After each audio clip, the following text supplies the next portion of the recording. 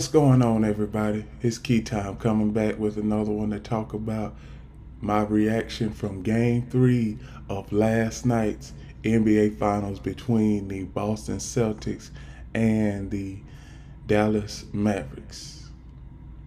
The Boston Celtics are up 3-0, but I'm going to tell you how this game really turned out because the Dallas Mavericks, they had total control over this game in the first quarter. In the first quarter, they were up by 13. Then they went on a shooting drought, a 3-minute shooting drought where they couldn't score a point. And then at halftime, I remember watching halftime, and I heard Michael Wilbon said that Dallas has been dominating the first quarter, but they're only up by one. It was 51-50 Dallas. So I was saying to myself, I'm like, Boston, they're going to have one of those runs and they are going to take over this game. So in the third quarter, they came out, they took over the game, and they were down by, well, excuse me, the Celtics were up by 21 at the start of the fourth quarter. Now everybody they was telling me on X and stuff saying that the game was over. I'm like, nah, the game ain't over yet. I'm like, just keep watching. And then within about a 5 minute span, the deficit got down to six. And then that's where the real thing started to happen. Where you got for the Mavericks, you got two players in Kyrie Irving and Luka Doncic that can take over a game, but Luka, he fouled out. So you gotta have somebody else to pick up that load, and unfortunately nobody else picked up that load. But as far as the Dallas Mavericks, they waited too late to start playing defense. They should have played defense when the score was still manageable. When you get down 21 in a game, it's very hard to come back because you are having so much energy to get the deficit down to a certain number, and then you got to make another push to tie the game and even take the lead. And that is what the Dallas Mavericks did. They didn't take the lead, but they got it all the way back down to one, took the lead, and then all of a sudden Jason Tatum and Jaylen Brown said that y'all are not about to come back on our watch. Now, Jason Tatum and Jaylen Brown had 61 points between the two, 31 for Jason Tatum and 30 for Jaylen Brown. Also, Derek White, I said that he was going to be an X Factor coming into this series, and he has been a good X Factor. Derek White had 16 points, 16 critical points, I might add you, because he made a couple of threes that swung the momentum back in Boston's favor. So Derek White, he is a valuable asset when it comes to making shots when Jason Tatum or Jaylen Brown don't have it on those certain type of plays. Now, as far as the Dallas Mavericks, what can the Dallas Mavericks do now? The Dallas Mavericks, they can't do anything now.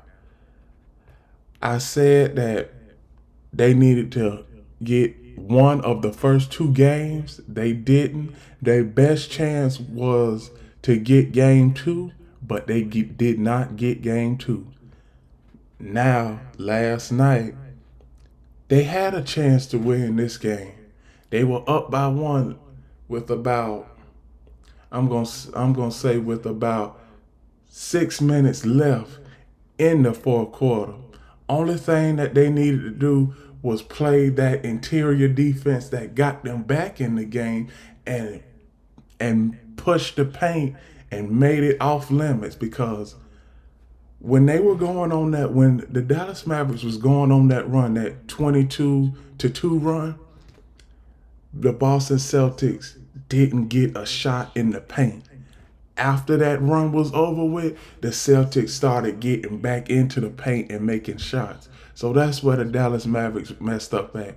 They needed to keep doing what they were doing, limit the Celtics to one shot, don't let them get into the paint, and that's how they could have won this game. But late in the game, like I always say, late game situations have played the Dallas Mavericks in this series and at times throughout the regular season. Now you stuck between a rock and a hard place. The Dallas Mavericks, can they come back and win this series? I don't think so. No team has ever come back down 3-0 in an NBA Finals series at all. Never. So the Dallas Mavericks, they are in between a rock and a hard place. I know that they're gonna give out a valuable effort Friday night, well, tomorrow night. But do I think that this series is gonna go back to Boston? I have a hard time believing that this series is gonna go back to Boston. Now, I don't like to say that a team is gonna get swept, because I really don't like sweeps, because I believe every team can at least win one game out of a 7-game series. If you can't, that looks bad on the team's part, and you shouldn't even been there. So what I'm going to do, I'm going to say Boston can win game 4. Will they win game 4? There's a possibility, but I wouldn't be surprised if the Boston Celtics have to go back home and play game 5. So I'm going to go down a list of a few stats before I get out of here. So the 3-point line, Boston, they dominated that 17 of 46 for 37%. I don't like them numbers, but hey, they won the game. And also the Dallas Mavericks, they really didn't have any type of momentum from the 3-point line, only 9 of 25. Free throw disparity, no free throw disparity. They attempted the same amount of free throws like the Celtics did. 13 of 14 for the Celtics for 92%. 14 of 16 for 87% for the Dallas Mavericks. Total rebounds. I don't understand this stat right here, because Dallas out-rebounded the Celtics in every rebounding category, but one thing, they still lost the game. And this is what I've been saying. You can win the rebound battle, but when it comes to at the end of the day, what is the scoreboard looking like? Have you won or have you lost? Now, some of these stats are a little bit misleading, so I'm going to break it down for you. Total rebounds, the Dallas Mavericks out-rebounded the Celtics by 7, 43-36. Offensive rebounds, the Dallas Mavericks out-rebounded the Boston Celtics by 1, 7-6. Defensive rebounds, once again, the Dallas Mavericks out-rebounded the Boston Celtics by 6, 30-36-30. One thing about it is what is the Dallas Mavericks' problem is they can't defend. When it comes to those threes, when the Celtics shoot 3-pointers and they ain't going in, most of the time the Celtics, they get those offensive rebounds. But they didn't get all of those rebounds last night. That's why these stats are a little bit misleading. That's why I always say, if a person doesn't really watch the game, sometimes the stats are misleading, and these stats are misleading. Now I'm going to tell you, points in the paint, Dallas, they had the advantage in that, 52-36. Turnovers, the Celtics had more turnovers than the Celtics had more turnovers than the Dallas Mavericks. So when you look at this, who should have won this game last night? If it wasn't for defensive lapses in the last 2 or 3 minutes, the Dallas Mavericks would most likely have won this game. But you got a clutch shot here from Jason Tatum, a clutch shot there from Jaylen Brown, a clutch shot here from Derek White, and then you have Al Horford getting a few rebounds down the stretch, and you also have Jrue Holiday playing good defense on any player that Joe Mazzulla puts on him. So Jrue Holiday, he is a lockdown defender. He has been doing a very good job on Kyrie. I just have to give him his flowers. I just give credit where credit is due. Jrue Holiday, he has came up. He has stepped up. Jason Tatum, we were wondering if we were going to see a breakout game from him last night, and we saw that breakout game. Jaylen Brown, he's had 2 good games. He had another good game last night. Derek White, he had the game clinching block in game 2, and he also had 16 points last night. Now, I said that Derek White was one of the biggest X factors, and he is proving me right. He is proving me right. So as far as the Dallas Mavericks, what can you do? You have got to have more scoring outside of Kyrie Irving and Luka Doncic.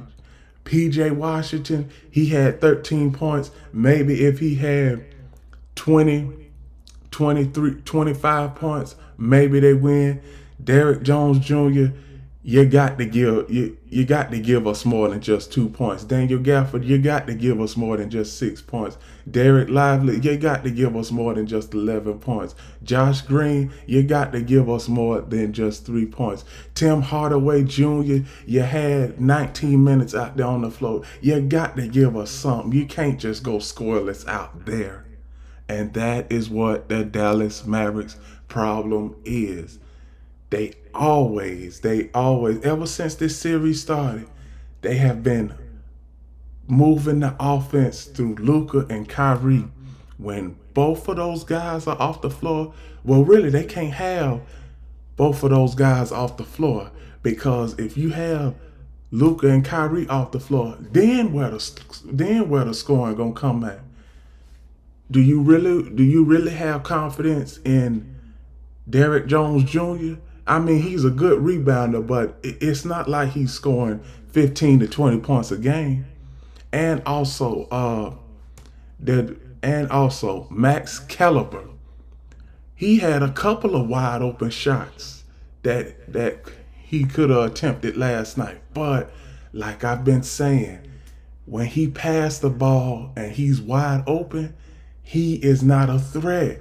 That's why the Celtics aren't worried about him on the offensive side of the court. He's not even a liability on the defensive side of the court. So if I'm Jason Kidd, I'm taking Max Kellerman I'm taking Maxi Kelber out of the rotation and putting in somebody else. Maybe put in Jaden Hardy, make him have a few more minutes. But as far as the Dallas Mavericks, I don't see them coming back to win this series. I'm not saying that Game 4 will be the final game of this series, but I'm just saying I wouldn't be surprised if we have to go back to Boston for Game 5, because I expect Dallas to come out there with the same type of intensity, maybe even a different type of intensity for Game 4, knowing that this very well may be the last game of the season for the Dallas Mavericks. So with that is my reaction from Game 3 of the 2024 NBA Finals. Please like, comment, share, subscribe, click the notification bell to get notified of all of my reaction videos, shows, and other content. And remember one last thing. Remember, the key is always on time.